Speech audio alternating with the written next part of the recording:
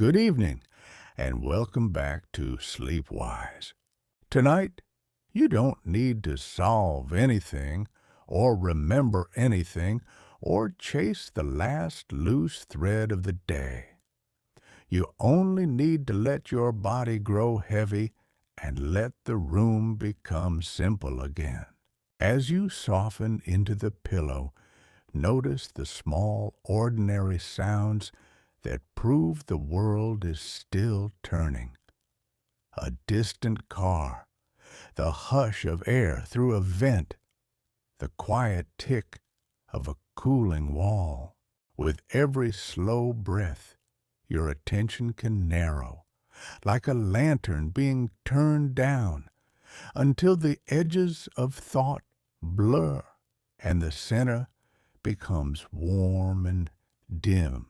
Somewhere behind your closed eyes, a different kind of light begins to gather, not from the lamp or the moon, but from the mind's own inner screen. We call them dreams, as if they arrive like visitors, uninvited yet familiar, stepping into the house of sleep with muddy shoes and gentle faces. For centuries, people wondered whether dreams were messages, warnings, little prophecies wrapped in symbols, or only the brain's stray sparks drifting like fireflies in the dark. Modern science has offered calmer pictures, less mystical and more tender. Sleep as a nightly maintenance shift, and dreams as one of the ways the brain sorts, tests, and smooths the day. In sleep labs, researchers watch the sleeping brain without waking it, listening to its electrical rhythms through sensors on the scalp, the way you might listen to ocean tides with a shell. Those rhythms change in recognizable patterns, and across the night, we move through repeating cycles, often close to 90 minutes long, shifting between deeper quiet and lighter, more active sleep. Dreaming can happen in several of these phases, though the most vivid story-like dreams are often reported after rapid eye movement sleep, when the eyes flicker beneath the lids, and the brain looks, in some ways, more awake than asleep. And still, even the most careful scientists will say this gently: dreams are not fully understood, and no single theory explains every drifting scene. So tonight, we won't chase meanings or force interpretations, or try to turn sleep into a puzzle. We'll simply watch the patterns that tend to appear and let them be what they are. Tonight, we'll drift through what researchers have learned about these stages, about memory and emotion, about the strange stories your mind can weave while your body rests. And we'll do it slowly, like walking through a quiet museum after closing, when the guards speak in whispers and nothing asks you to hurry.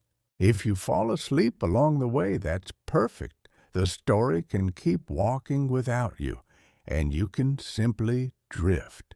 The first steps into sleep are often so quiet you hardly notice them, like moving from a bright room into a hallway where the light is softer. Your muscles loosen their grip, your breathing smooths, and the world begins to feel a little farther away, as if it has been placed gently on a shelf. In this light stage, sometimes called N1, the mind can slip into brief, shimmering images. A face you can't place, a staircase that goes nowhere, a sudden feeling of falling that snaps you back for a moment. That little jolt is common. As the brain relaxes its control of muscle tone, a sleep start can ripple through the body like a quick wave across a lake. In sleep labs, this stage is often linked with slower brain rhythms than waking, with more of what researchers call theta activity, though the patterns are subtle and can drift. Researchers call this in-between territory hypnagogic, and it can be full of tiny dreamlets, more like fragments than stories. Part of what is happening is simple.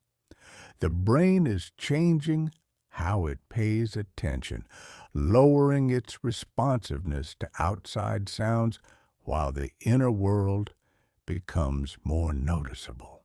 This is sometimes described as sensory gating, a gentle filtering so the sound of a distant door might fade into the background while an inner image grows unexpectedly bright. Signals that once had a clear purpose during the day begin to wander, and networks that help you focus and plan can quiet down, leaving more space for loose association.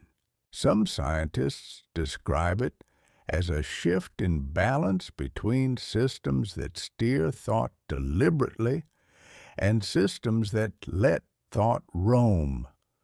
The way a city changes when the rush hour ends and the streets open up.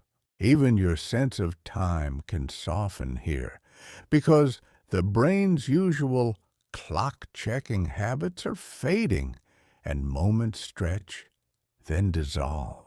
If you've ever had the strange feeling that you were awake and dreaming at once, this is often where it lives. Not deep sleep yet, but no longer fully anchored to the room. And still, the body is careful. In these first minutes, it keeps one hand on the railing, ready to return you to wakefulness if something feels important. So, the earliest dreams are gentle and brief, like postcards the mind sends to itself, saying, without words, we are beginning to let go.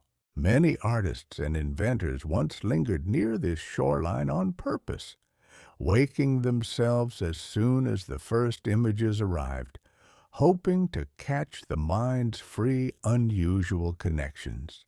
But for most nights, you don't need to catch anything at all.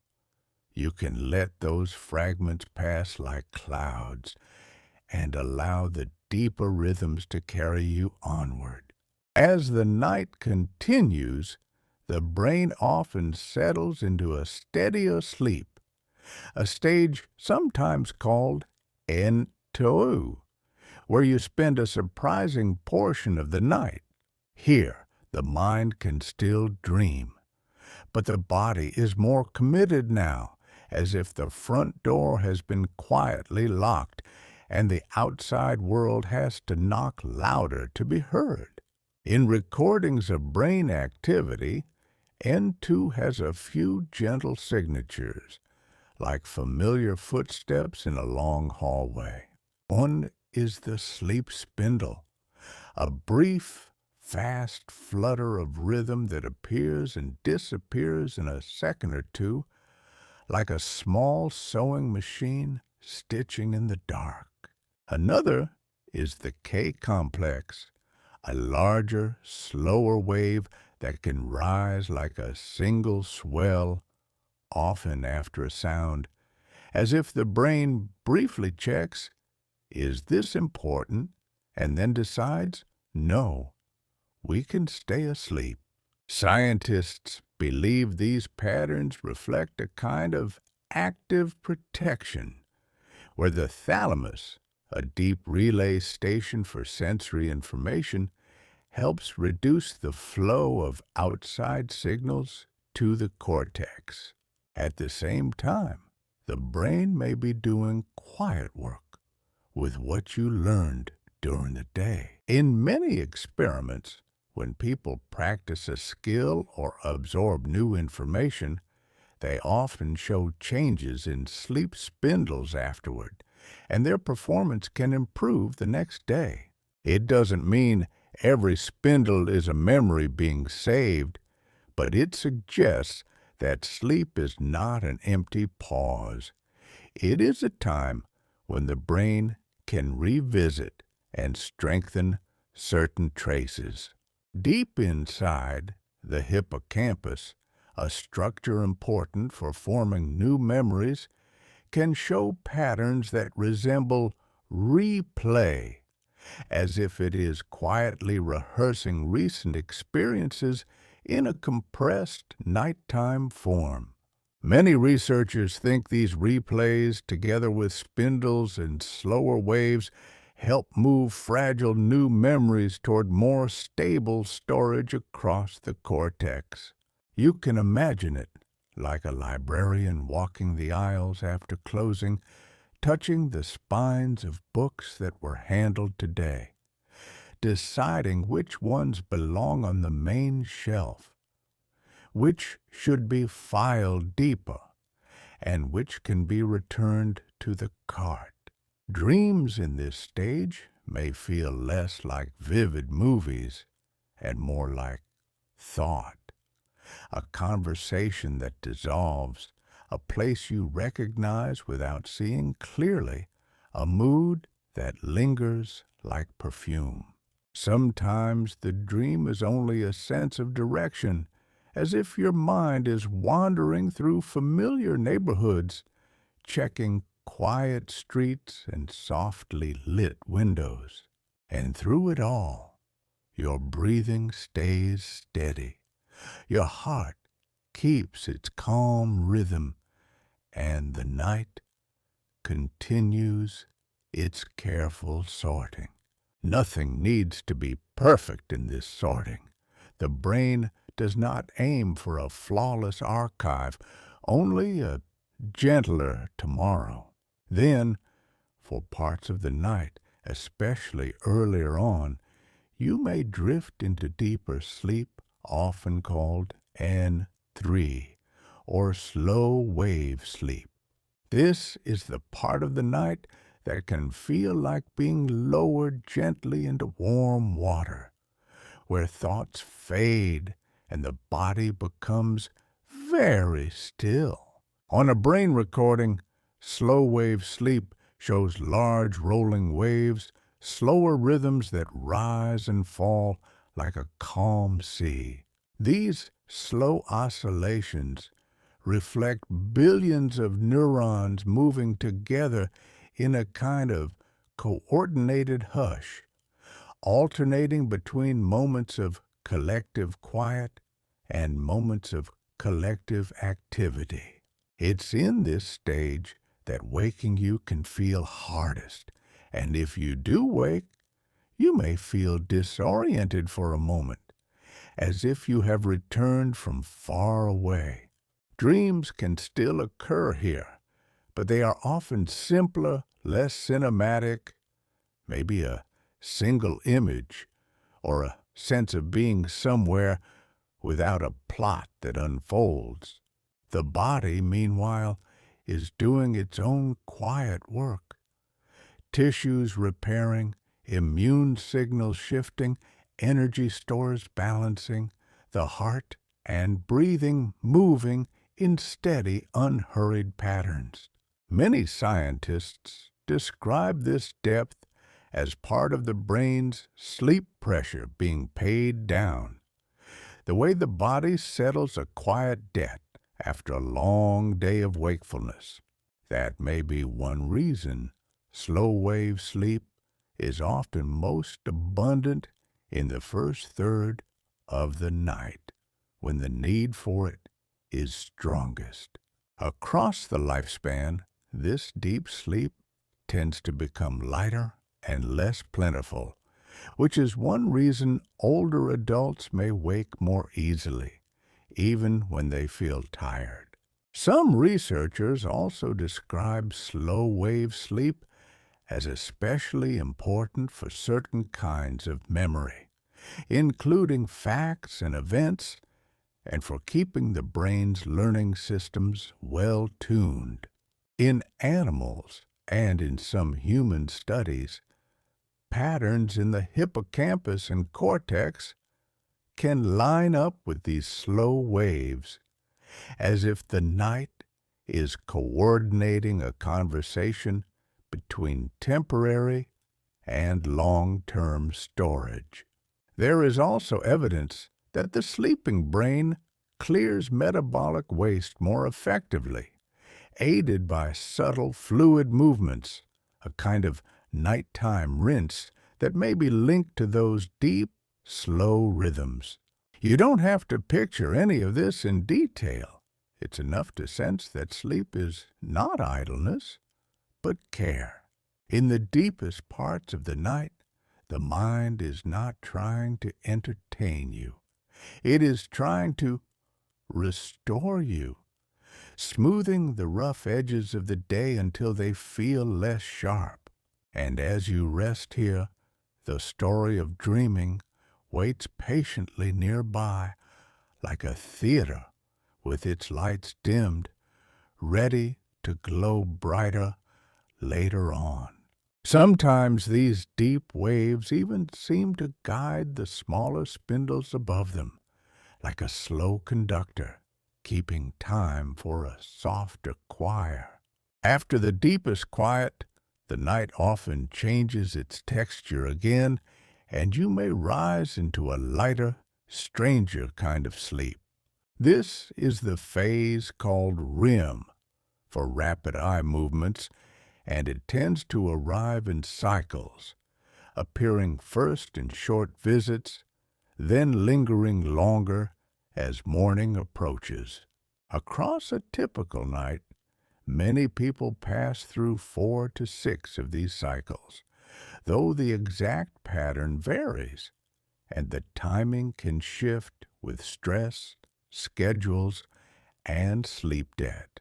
From the outside, REM can look peaceful and still, yet inside the brain there is a gentle brightness, like a room with the curtains drawn but the lamp turned on. Brain recordings during REM often show faster, more wake-like patterns than deep sleep, which is one reason early researchers were surprised to find how active the sleeping brain could be.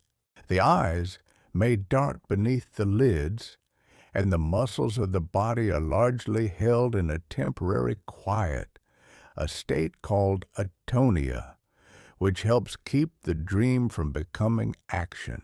It's not absolute, and small twitches can still happen, but overall the body is softly parked while the mind travels. This is also the stage most often linked with vivid dreaming, scenes with motion, faces, conversations, and that strange certainty that the dream world is real, even when it makes no logical sense. Chemistry shifts as well. Some brain messengers associated with alertness and vigilance tend to be lower in REM, while others that support internal processing can be higher, creating a state that is awake-like, but turned inward. Many scientists think of REM as a kind of private cinema, where perception is generated from within rather than from the senses. And because the outside world is muted, the brain can combine memories, emotions, and imagination with fewer constraints, like a painter working at night with no one watching. Some nights, in the later REM periods closer to morning, dreams can become longer and more elaborate, simply because REM itself is lasting longer then. Still, REM is not only about stories, it is also part of the body's rhythm, linked with changes in breathing, heart rate, and temperature regulation, as if the night is gently shifting gears.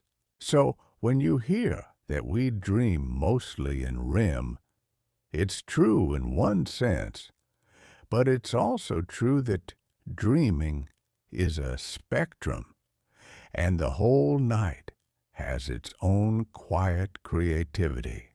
For now, we simply notice that the theater lights are coming up, and the mind is ready to wander more freely.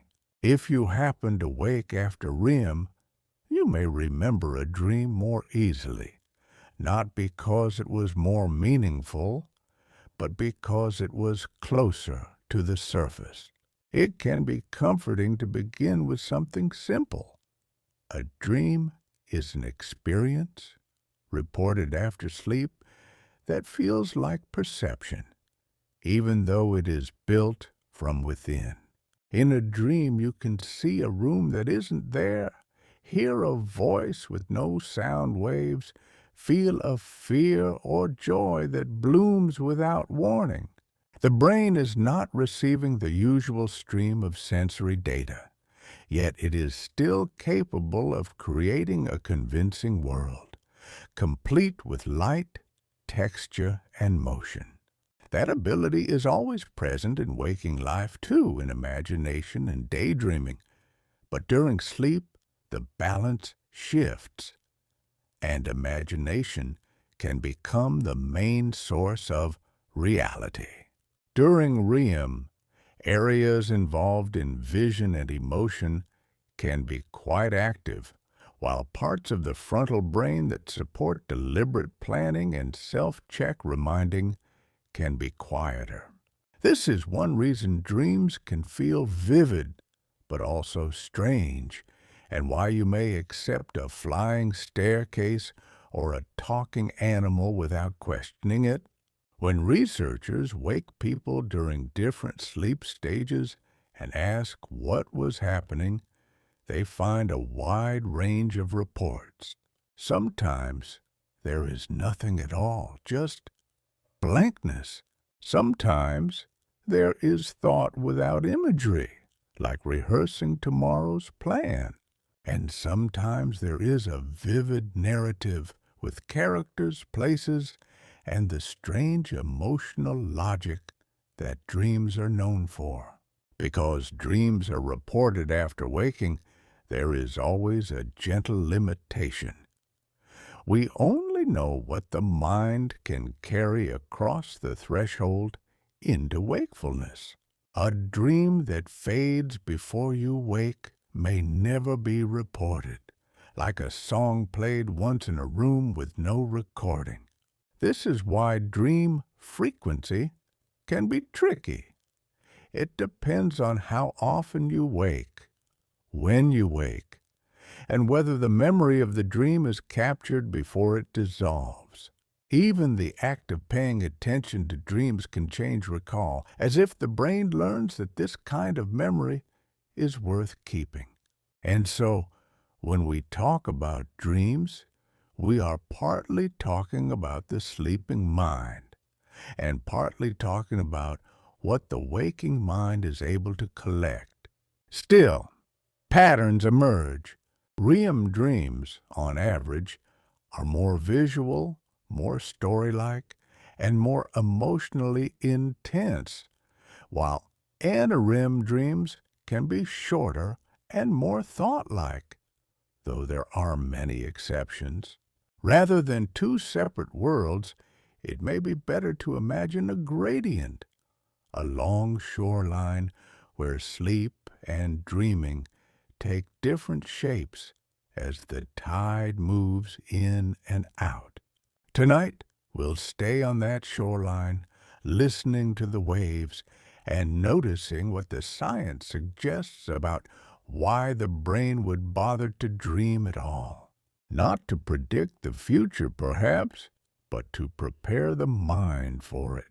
One of the most steady ideas in sleep science is that sleep helps memory not by adding new information, but by shaping what you already lived through. During the day, your brain is flooded with impressions faces, facts, conversations, routes, worries, small triumphs, small mistakes. Not all of it can be kept with equal strength, and not all of it should be. Forgetting is part of intelligence, too. The hippocampus, a curved structure deep in the brain, is often described as a fast note-taker, able to capture new episodes quickly. But long-term memory seems to involve wider networks across the cortex, like a library spread across many rooms. Many researchers believe sleep helps move some of the hippocampus's quick notes into those broader shelves, strengthening useful memories and linking them to what you already know. In animal studies, patterns of brain activity seen during exploration can reappear during sleep, as if the brain is quietly revisiting recent paths. In humans, sleep after learning often improves recall, and certain sleep rhythms, especially the combination of slow waves and spindles, are associated with better memory outcomes. There are also theories about synaptic homeostasis, the idea that the brain's connections may strengthen during the day as you learn, and then be gently recalibrated during sleep so the system stays stable and efficient. In this view, sleep is like tending a garden, trimming some growth, supporting other growth, keeping the whole living network from becoming tangled. Where do dreams fit? Some scientists think dreams may be a side effect of these consolidation processes, the mind's felt experience of a brain that is replaying and reshaping traces. If the hippocampus is whispering fragments and the cortex is weaving them into broader patterns, a dream might be the story you see when those whispers brush the surface. It would explain why dreams often borrow recent material, yet mix it with older memories, and why they can feel like the past and present have been stirred together in one bowl. And it would also explain why dreams can be meaningful in mood without being precise in detail. The brain may be consolidating themes more than transcripts. So perhaps, as you sleep, the mind is not acting as a camera, but as an editor, deciding what belongs in the final cut of you. This kind of editing can also support creativity, because when memories are loosened from their original order, new combinations become possible. Sometimes people wake with a clearer sense of a problem, not because the dream solved it like a machine, but because sleep helped reorganize the pieces into a calmer shape. Another quiet reason we may dream is emotional, not informational. The day leaves traces of feeling everywhere. A tense meeting, a tender message, a sudden worry that arrived for no clear reason. These feelings are not only thoughts, they are patterns in the nervous system, in the body, in the way attention narrows or opens. Many researchers think sleep, and especially REM, helps the brain process emotion, softening the sting of certain experiences while preserving the knowledge they contain. One idea is that REM offers a safe simulation space. The brain can reactivate emotional memories, but in a chemical setting that is different from waking, with some stress-related signals reduced. In that calmer chemistry, the mind may be able to revisit difficult material without the same sharp alarm. A bit like looking at a photograph after time has passed. There are studies suggesting that after sleep, people can remember emotional events, but feel less intense distress about them, though results can vary and are not always simple. Dreams, in this view, are like the felt surface of an overnight therapy session. The brain runs for itself, not guided by words, but by images and mood. It may also connect to how the amygdala, a region involved in detecting emotional salience, interacts with other brain areas during sleep. In REM, the amygdala can be active, while parts of the frontal brain that help regulate emotion can be less active than in waking, which might help explain why dream emotions can feel strong and immediate. Yet the overall state may still be buffered because the body is not mobilizing for action, and the usual outward consequences are paused. This doesn't mean dreams always soothe. Nightmares exist, and for some people, especially those with trauma, sleep can become a place where distress returns. In conditions like PTSD, nightmares and fragmented REM sleep are common, and researchers have explored treatments that aim to reduce nightmare intensity and restore a safer sleep rhythm. So the emotional function of dreaming may be a delicate one, a system meant to help, that can sometimes be overwhelmed. But on an ordinary night, dreams may be one of the ways the mind washes the day's feelings, letting some sediment settle, letting other currents move on. Like a river that looks the same each morning, even though it has carried so much through the dark. Some scientists connect REM dreaming to extinction learning, the quiet process of learning that a cue is no longer dangerous, like teaching the nervous system to unclench.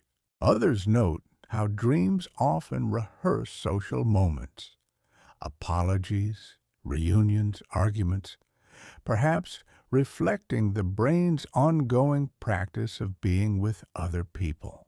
When people first began to study dreams scientifically, some asked a very practical question. Why would evolution allow us to spend so much time unconscious? Sleep can make an animal vulnerable, and yet it is nearly universal across the animal kingdom, from insects to mammals. That suggests sleep, in some form, offers deep benefits. Dreaming, too, appears in many creatures, though we infer it indirectly. Most mammals show REM sleep, and some birds do as well, with brain patterns that resemble REM, which hints that this state is ancient and useful. From an evolutionary angle, one influential idea is that dreams may help rehearse responses to challenges, especially social or threatening ones. This is sometimes called threat simulation, and it notes how many dreams contain elements of pursuit, conflict, embarrassment, or sudden danger. In a dream, you might practice running, hiding, negotiating, calling for help, or simply feeling the situation and surviving it, all without real-world risk. It's like a flight simulator for the nervous system, where the stakes are felt, but the consequences are paused. Not everyone agrees with this theory, and dreams can be peaceful and ordinary too, full of travel, landscapes, quiet conversations and strange beauty. But even peaceful dreams can be simulations in a broader sense, rehearsals of movement, navigation, and relationship. Another evolutionary idea is that dreams support social learning. Humans are deeply social animals, and much of our survival depends on understanding others, reading faces, predicting reactions, repairing bonds. Dreams frequently place us in social scenes, sometimes with people we haven't seen in years, sometimes with strangers who feel oddly familiar. This could reflect the brain's ongoing work of modeling other minds, practicing the gentle art of belonging. And then there is a simpler possibility that dreams are not a feature selected for directly, but a byproduct of sleep processes that were selected for, like memory consolidation and emotional recalibration. In that view, dreaming is the mind's way of experiencing the brain's nighttime activity, the way you might feel the vibrations of a train without knowing the engineering beneath it. Evolution does not always produce neat single-purpose tools. It often produces layered systems, where one process supports another and experiences arise along the way. So tonight, we hold these ideas loosely: rehearsal, social practice, emotional washing, memory editing, overlapping explanations, like multiple lamps casting light on the same quiet room. There is a classic scientific view of dreaming that begins not with meaning, but with motion. In the late 20th century, some researchers proposed that during REM, the brainstem sends bursts of activity upward, activating the cortex in a patterned way. The cortex, always a maker of stories, then tries to synthesize these signals into something coherent, turning raw activation into images, scenes, and narrative. This is often known as the activation synthesis hypothesis, and it was one of the first major attempts to explain dreams without relying on symbolism. In this picture, dreams are not messages. They are interpretations. It's like hearing random notes from a distant instrument and letting your mind imagine the melody. Later research has added nuance. The brain's activity in sleep is not simply random, and the dreaming mind draws heavily on memory, emotion, and personal concerns, suggesting more structure than pure noise. Still, the activation synthesis idea highlights something important. The brain is a prediction engine, always trying to make sense of what it receives, even when what it receives comes from within. Some modern theories, influenced by ideas about predictive processing, suggest that the brain continuously generates models of the world. In waking life, sensory input corrects those models. In dreaming, the sensory input is reduced, so the brain's internal model making can run more freely, producing a kind of virtual reality. In that virtual reality, the brain may test possibilities, explore associations, and adjust emotional predictions, like tuning an instrument when the concert hall is empty. It can also explain why dreams can feel so real, The systems that generate perception are working, even if the source is internal, and it can explain why dreams can shift abruptly, because without strong outside correction, the model can slide from one interpretation to another, like a lantern beam moving across a wall. So, when a dream changes from a childhood kitchen to an unfamiliar airport, the mind may be doing what it always does, trying to maintain a sense of continuity while the underlying signals drift. In a way, dreaming reveals the brain's everyday magic. Our waking reality, too, is a construction, continuously updated, gently negotiated between prediction and input. Tonight, as you rest, you can let that thought be soothing rather than strange. Your mind knows how to build worlds, and it also knows how to let them fade. In REM, those bursts often touch visual pathways, which may be why dreaming is so often a moving picture, even when your eyes are closed. If you listen to people describe their dreams, you'll notice a familiar pattern. The dream borrows from real life, but it borrows like a poet, not like a clerk. A dream may use the face of your colleague, the hallway of your childhood home, the feeling of an unfinished email, and then place them in a scene that never happened.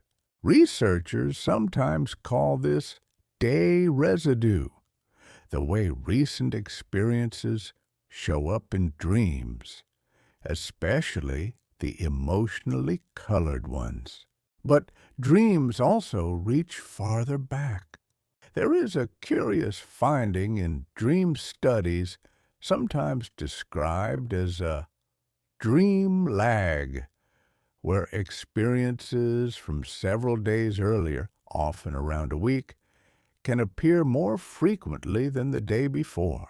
Not every study finds the same timing, and the phenomenon can be subtle, but it hints that the brain's incorporation of experiences into dreaming may follow its own schedule.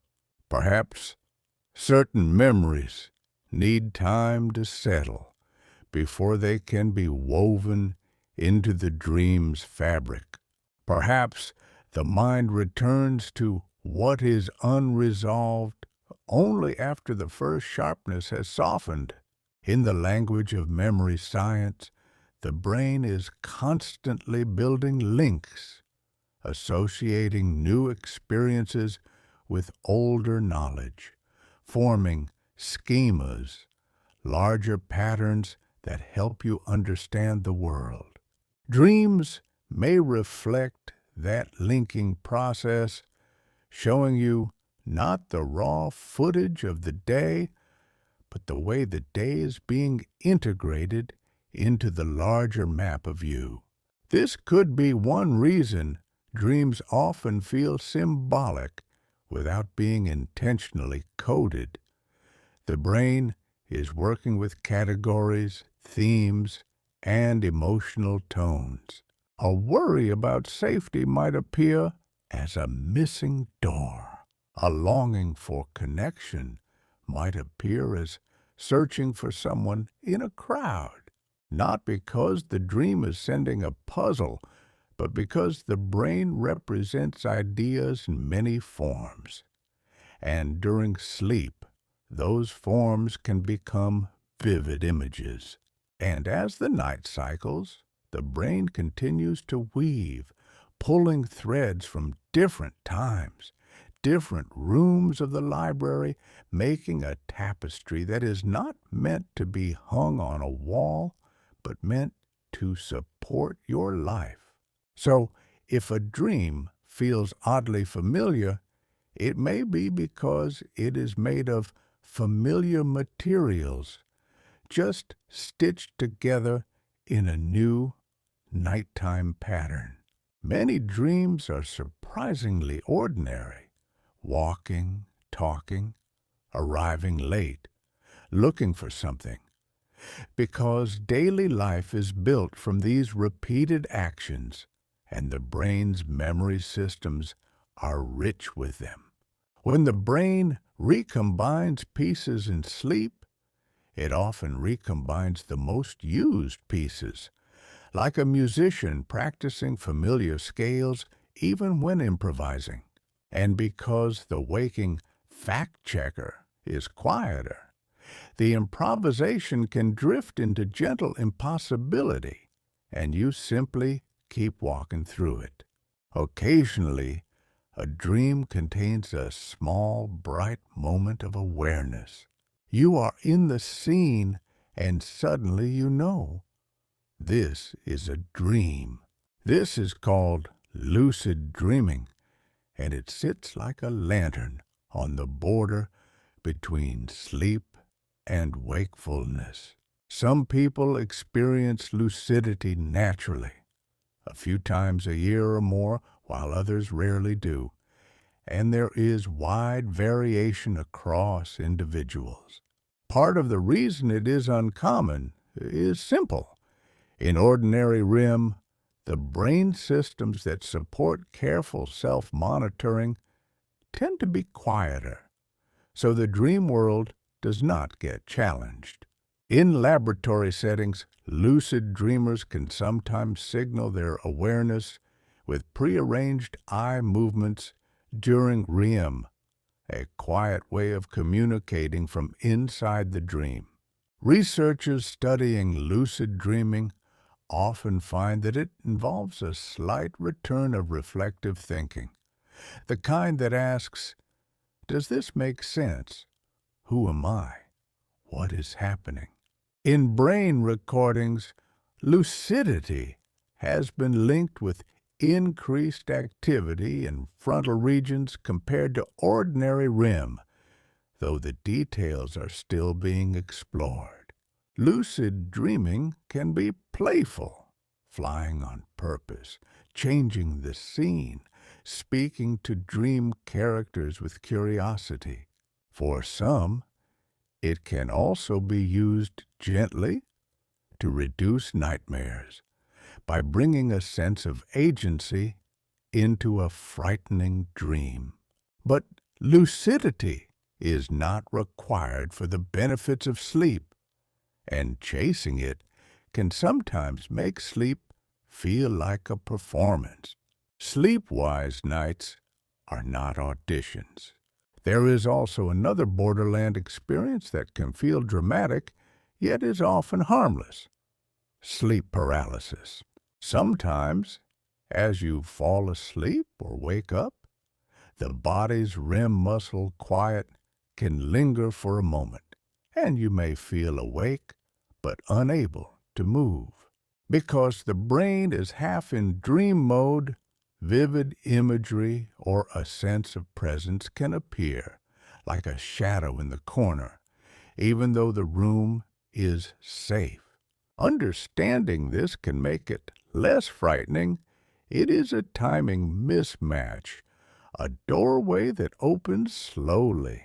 Lucidity, paralysis, hypnagogic fragments. All of these remind us that consciousness is not a single light that is on or off. It is a dimmer switch sliding through many levels across the night, so we can treat lucid dreaming as an interesting window into awareness, a proof that the mind can wake up partially while the body remains asleep. And we can also let it go, like a fascinating exhibit you pass in the museum without needing to stop there. Sometimes you are swept along. Sometimes you observe. Sometimes you simply feel with no words at all. And in all of these forms, The dreaming mind is still your mind, doing its quiet night work, whether or not you ever notice it. Not all memory is the same. Some memories are facts and episodes, what you read, where you went, what someone said. Others are skills, how your fingers find the right keys, how your body balances, how you sense timing without thinking. Sleep seems to support both kinds, though in different ways. For many skills, especially those that involve sequences and smooth coordination, researchers often find that a night of sleep improves performance more than an equivalent time awake. This improvement can be linked with N2 sleep spindles and with the deeper, slow-wave periods that help stabilize new learning. RM2 may play a role, especially for skills that involve complex integration, creativity, or emotional learning, though the exact balance can vary across tasks and studies. You might imagine the brain practicing without effort, like a musician quietly running scales in their mind while their hands rest. Some people even report dreams that include the activity they were learning. A skier dreaming of slopes, a pianist dreaming of a keyboard. These practice dreams are not required for improvement, but they hint at the brain's tendency to simulate movement and refine patterns at night. In waking life, mental rehearsal can strengthen performance, and dreaming may be a natural, spontaneous form of rehearsal, guided by the brain's needs rather than your plans. Language learning offers another gentle example. After studying new words, sleep can help stabilize them, and later recall can be better, suggesting that the brain is doing quiet consolidation. Even when you don't remember a dream about the words, the sleep itself can be doing the work. The beauty of this is that effort is not needed. Your waking self can stop striving, and the sleeping brain can continue, like a background craftsman sanding a rough edge until it feels smooth. So, if you learned something today, something small, like a new route, or something large, like a new responsibility, you can trust that the night has tools for it. Dreams may be the visible ripples on the surface, but beneath them, the deeper currents are steady, patient, and skillful. There is also the quiet phenomenon of sleep on it, the way a solution or a new idea can appear after a night's rest. Some experiments suggest that sleep can help people find hidden patterns or make remote connections, as if the brain is willing at night to link concepts that daylight kept separate. If dreams sometimes feel like strange mashups, that may be the creative engine at work, exploring combinations until something fits. Some nights, dreaming does not feel like a gentle museum walk. It can feel like a storm passing through a small town.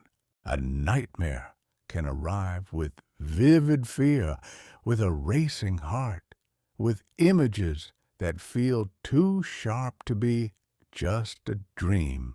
Nightmares are common, especially during times of stress, illness, grief, or major life change, when the nervous system is already on alert. From one angle, nightmares can be seen as the mind's attempt to process threat and emotion.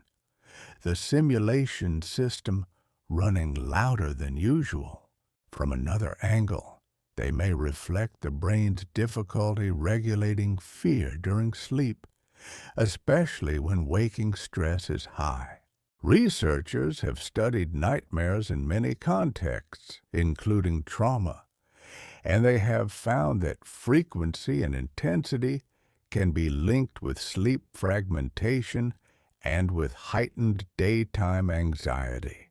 Yet even here, we can hold the story softly. A nightmare is not a prophecy. It is not a moral verdict. It is the brain's alarm circuitry and memory circuitry interacting in the dark, sometimes without the usual calming balance. Many people find that when overall sleep improves, regular schedule, quieter evenings, a calmer wind down, nightmares can become less frequent. Some therapeutic approaches, like rehearsing a new ending to a recurring nightmare while awake, can also help reduce distress for some people, though everyone is different. And sometimes a nightmare fades on its own simply because the season of stress passes. If you wake from a nightmare, the body may feel activated, but the safest response is often gentle grounding, noticing the room, feeling the sheets, reminding yourself, this is now. The dream will try to cling like mist, but it can dissolve when touched by steady reality. Tonight, as we explore why we dream, we can make room for this truth as well. The dreaming system is powerful. It can soothe and it can stir. But it is still part of a mind that is trying, in its own imperfect way, to keep you alive and learning. Even a loud dream can be an overprotective guardian pacing the halls at night. And with time, that guardian can learn to rest, too. Dreams can also shift with substances and sleep changes. Alcohol, for example, may suppress REM early in the night and then lead to a later rebound, sometimes making dreams feel more intense as the night unfolds. Certain medications can alter dream vividness as well, which reminds us that dreaming is tied to biology, not hidden fate. Nightmares are especially common in childhood, when the brain is developing and the imagination is vivid, and for most people, they soften with age, like thunder moving farther away. If dreams can be so vivid, why do they vanish so quickly? It can feel unfair, like waking with sand slipping through your fingers. Part of the answer is that remembering requires a certain kind of brain state. To store an experience as a stable memory, the brain often relies on systems that tag events as important, organize them in time, and link them to a sense of self. During REM, some of those tagging systems are different. Chemistry that supports sustained attention and deliberate encoding can be reduced, and the brain may be more focused on processing than on recording. Some researchers also point to the hippocampus again. It may be busy coordinating and replaying memories rather than reliably forming new ones from the dream itself. In other words, the dream may be made to be experienced, not archived. There is also the simple fact that waking is a threshold. If you wake abruptly or if you lie still for a moment in quiet, you may catch the dream before it fades. If you wake and immediately move, check a phone, speak, or shift into planning, the dream can dissolve, replaced by daytime networks.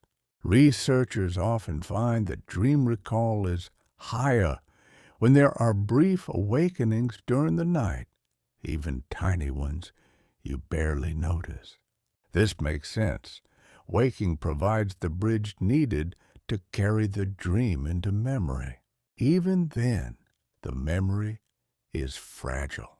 New waking thoughts can interfere quickly, the way a new song can push out the last melody you were humming.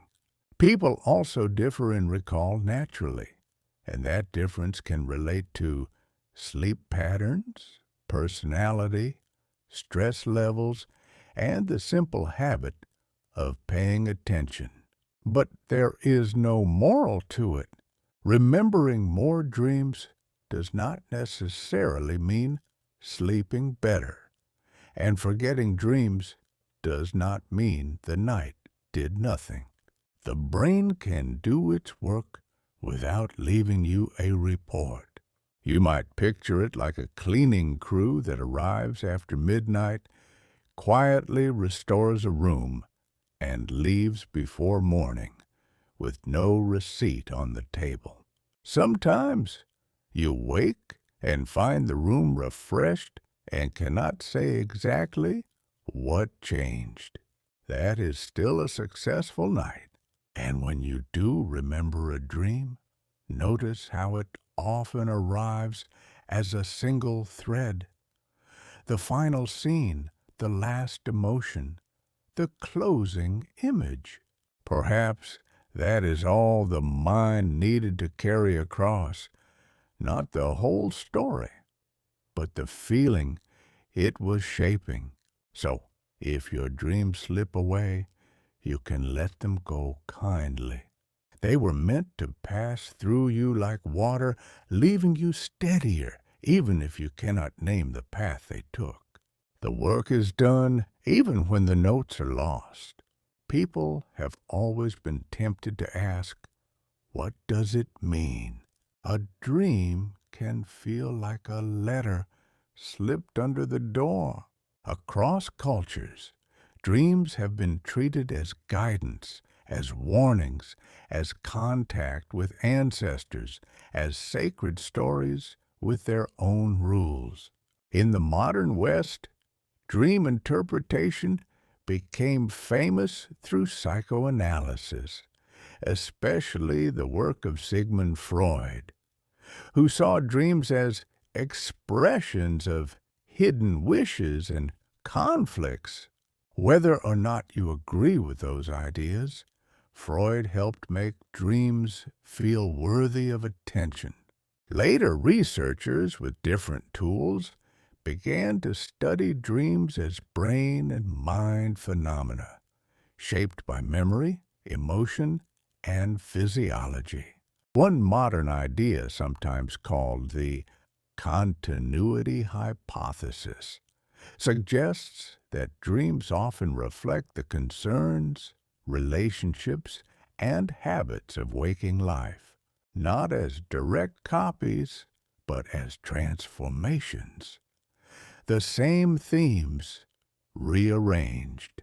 If you are preparing for something, dreams may rehearse it. If you are grieving, dreams may revisit a presence. If you are learning, dreams may echo the effort. From this scientific view, dreams may contain meaning, but not necessarily a coded message to be decoded. They may be meaningful the way a poem is meaningful, not because each image has one definition, but because the whole evokes a truth about how you feel and what you care about. And because each person's memories are different, the same dream image can carry different weight for different minds. A house may feel safe to one person and suffocating to another.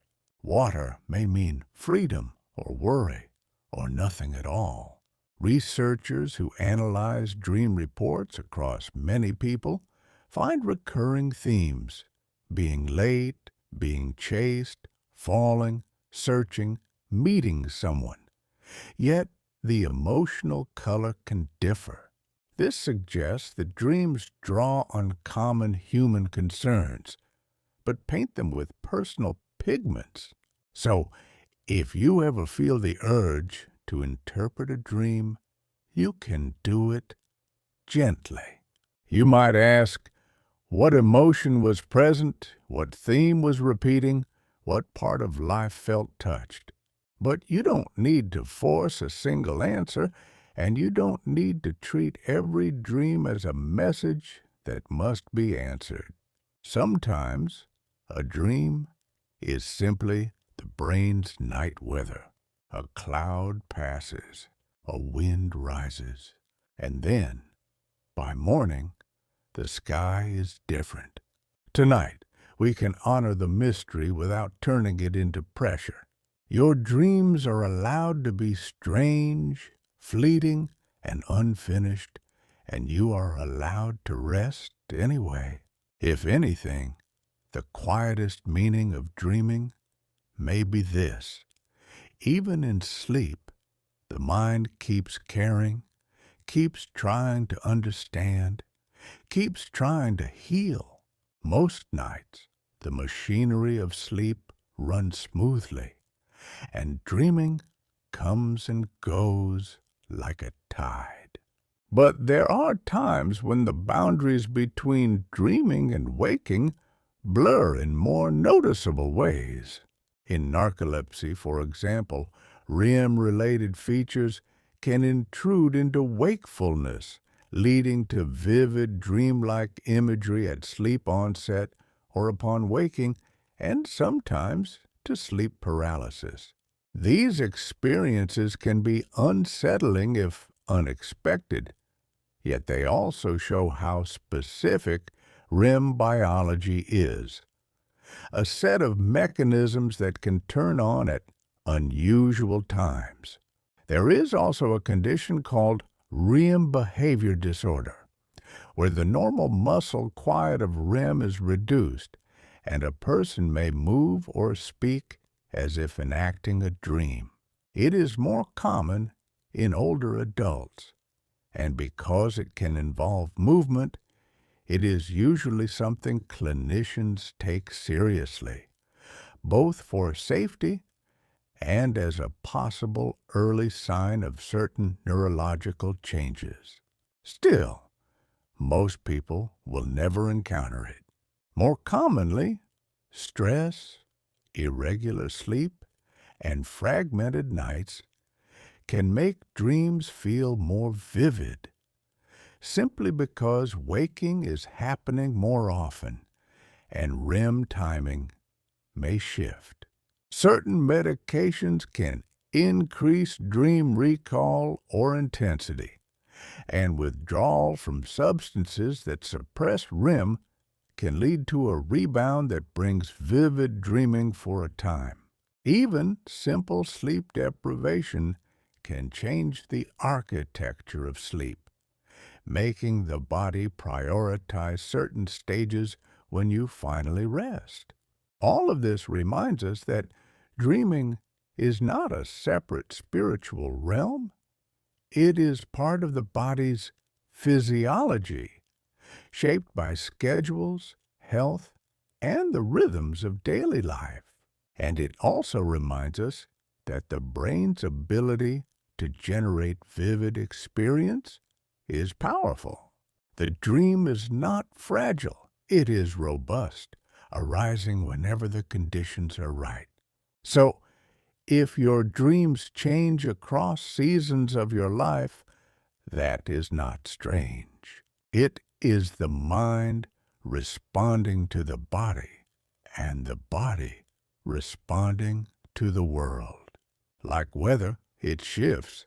Like weather, it passes. And through it all, the deeper purpose of sleep remains: to restore you quietly, night after night.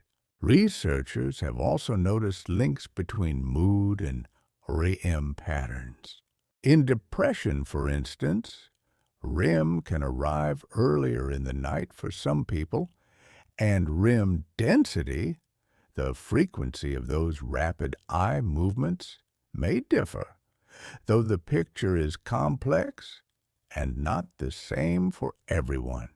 This does not mean dreams cause mood, but it suggests that sleep architecture and emotional life are intertwined, like two hands holding the same rope. And because the rope can be loosened by better rest, small improvements in sleep can sometimes support a steadier day. By now, the night's picture is beginning to form. Dreaming is not a single thing with a single purpose, but a set of experiences arising from a brain that is busy in the dark. Sometimes the brain is consolidating memory, replaying and reorganizing traces so that tomorrow's recall is steadier. Sometimes it is recalibrating emotion, revisiting feelings in a quieter chemical setting, teaching the nervous system to unclench. Sometimes it may be rehearsing possibilities, threats, social scenes, decisions, running simulations the way a sailor checks knots before a voyage. And sometimes dreaming may simply be what consciousness feels like when the brain's internal world-building continues while the senses are dimmed. These explanations can overlap, and the truth may be a braided rope rather than a single thread. The beautiful thing is that you do not have to choose a theory for your own sleep to work. Your brain does not ask you to vote on its mechanisms before it begins. It simply begins as soon as you let go. Tonight, you can imagine your mind as a quiet town after midnight. In one building, the librarians are filing and linking memories. In another, the emotional weather station is adjusting its instruments, preparing a calmer forecast. In another, the rehearsal rooms are emptying, the musicians leaving their cases, the last notes fading into silence. And in the center, a small theater plays its shifting scenes, not for an audience, but for the mind itself, a gentle current of images that may or may not be remembered.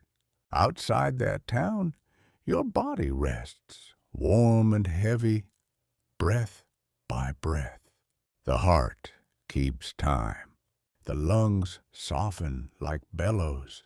The muscles surrender their small daily tensions. If a dream comes, you can let it come. If no dream is remembered, you can let that be.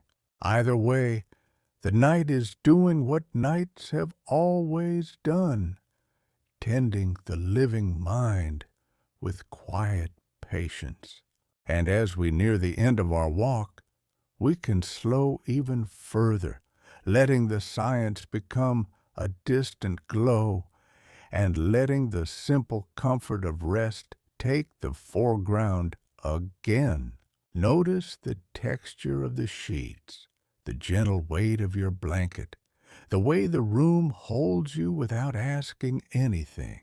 Notice how thoughts now arrive less sharply, like boats moving farther from shore, their lanterns smaller, their voices softer. This is the natural direction of sleep, not a forceful push, but a quiet drift, and you are already in it. Soon, even these words can fade into the background, becoming part of the night's hum, like rain, you do not need to count. Just resting is enough.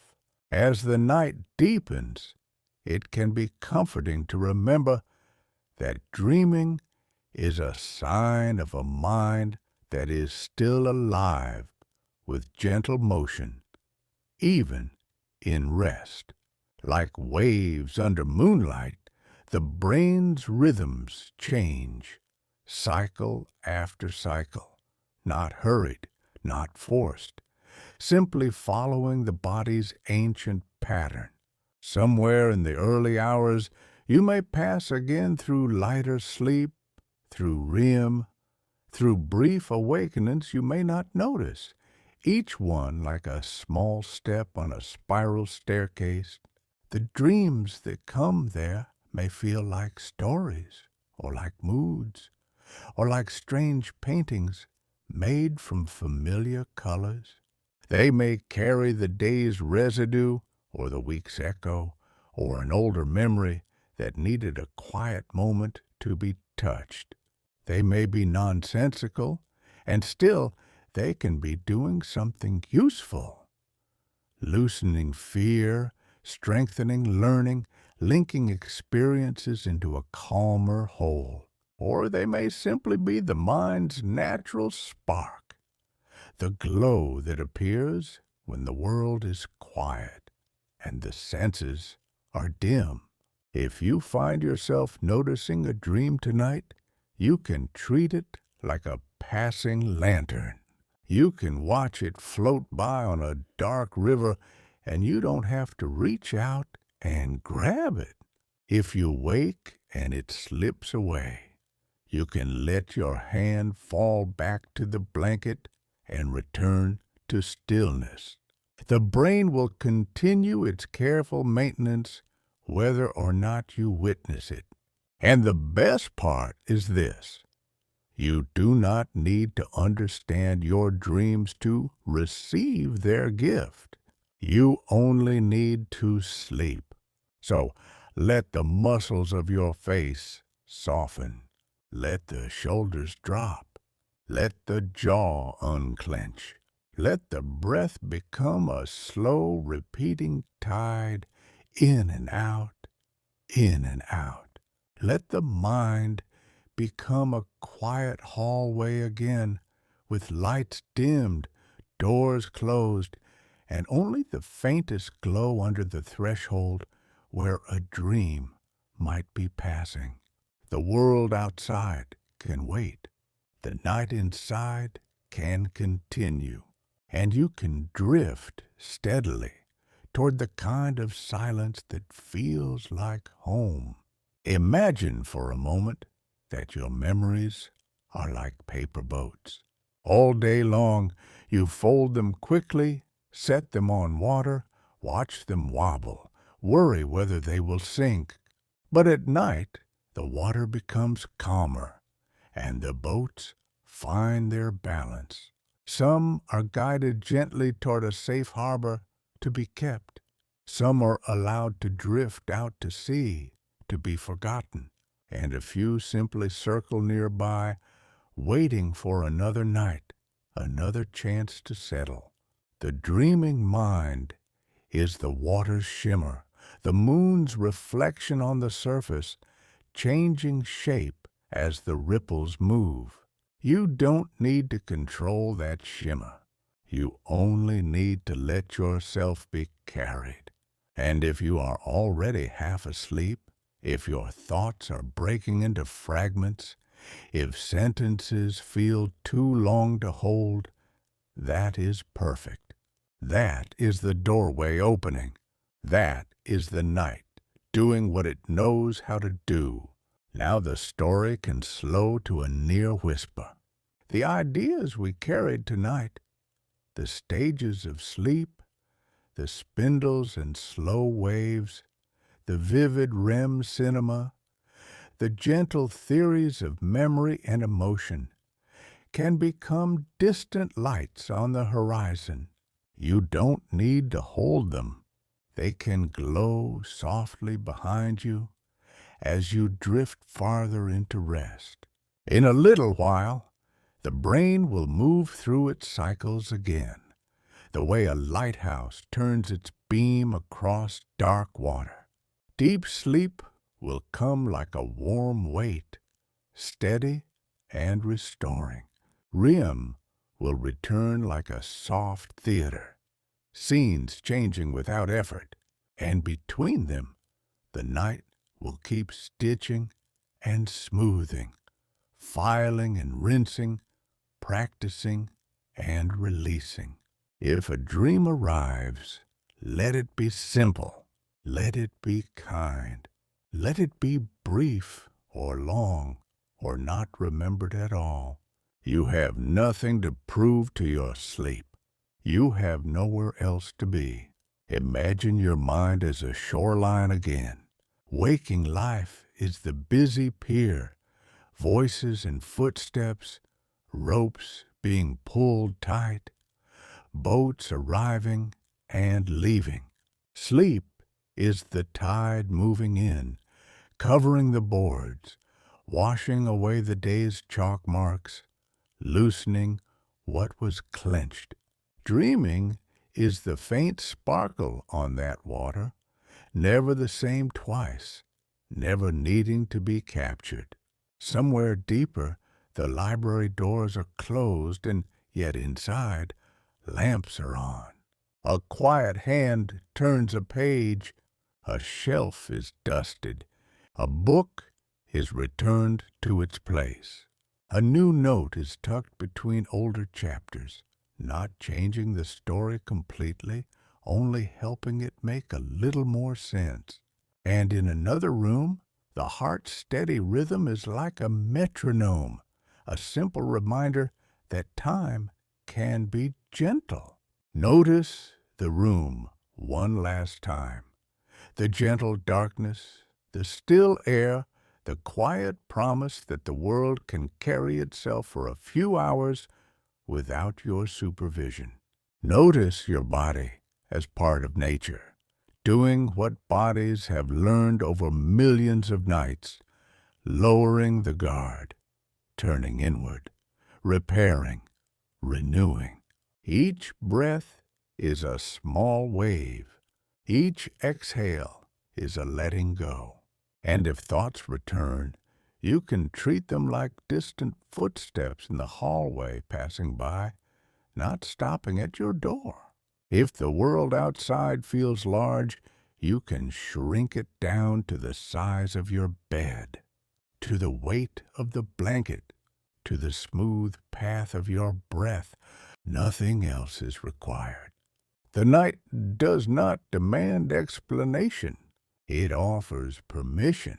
So, let the edges of thought blur.